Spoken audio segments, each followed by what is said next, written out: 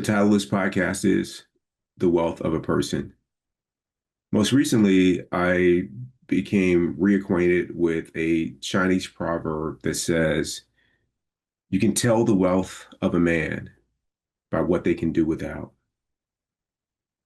And I think of my life and I think I have really grown a lot and have a lot more growth to do, but I've grown a lot in that it doesn't take a lot for me to be happy, for me to be okay. It just really doesn't. And I have been committed to making that the case. I want to have a low gratitude threshold to where I don't need things to be perfect. I don't need other people to be perfect for me to be okay inside. And the moment that impulse comes up, I become aware of it. I'm conscious of it. And I relax and I let it go. And all of a sudden, everything is okay.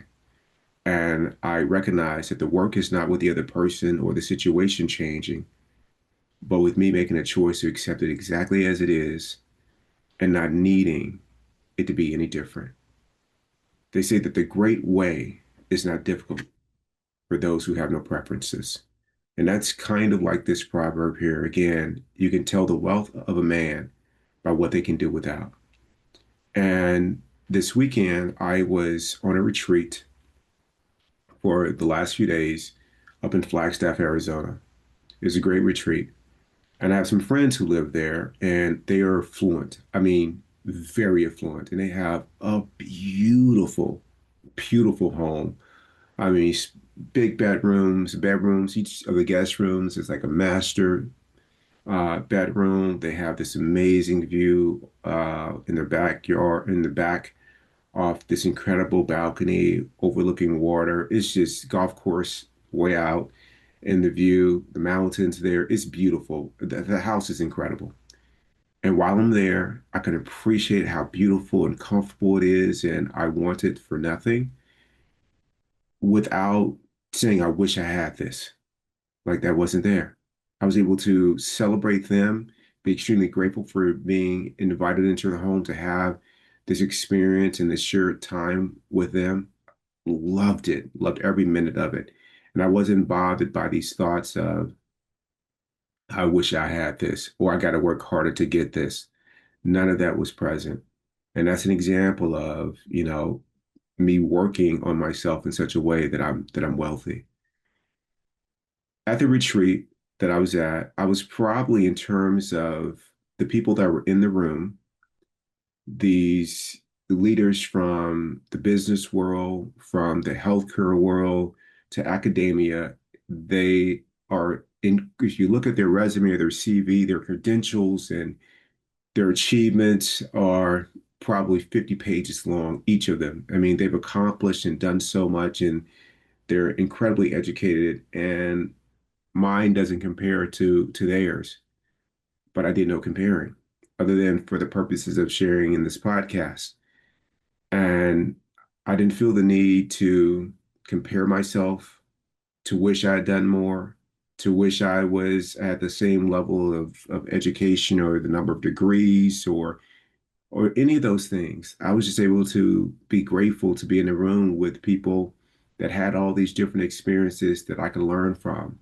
That we came together collectively to consider and to think and to create a way forward to support the well-being of healthcare professionals across the state of Arizona.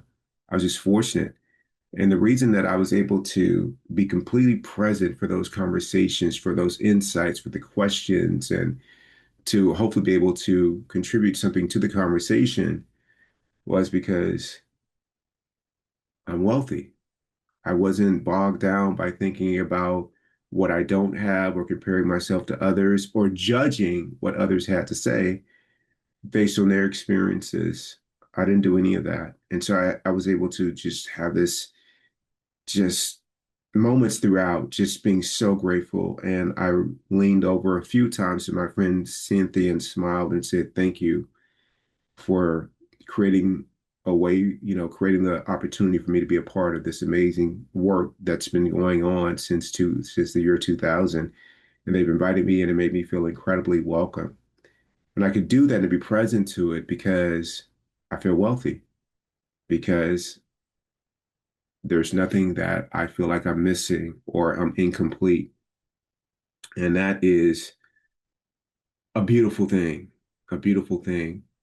And the reason that I think that I am able to have this kind of experience in life, and hopefully you are too, is because we are not trying to get somewhere. We're not trying to get more. We're just working on ourselves. Not working on ourselves in a way that is tied to what I can get out there to make me feel complete, make me feel better, to get somewhere, but to just continue to work on our lower self in such a way that little by little it starts to fall away until there's nothing left but this consciousness that's beautiful and loving and kind and open-hearted. And everywhere we go, like we're raising the moment, we're just love and light. Like that's what's beautiful. And you can do that if you don't need other things. And so I hope this podcast resonate with you. And again, the Chinese proverbs is you can tell the wealth of a man by what they can do without.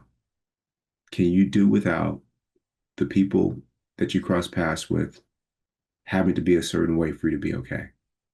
If you can do that, you're wealthy. Can you do without having demands of what your significant other must do, should stop doing? If you can do that, then you're wealthy.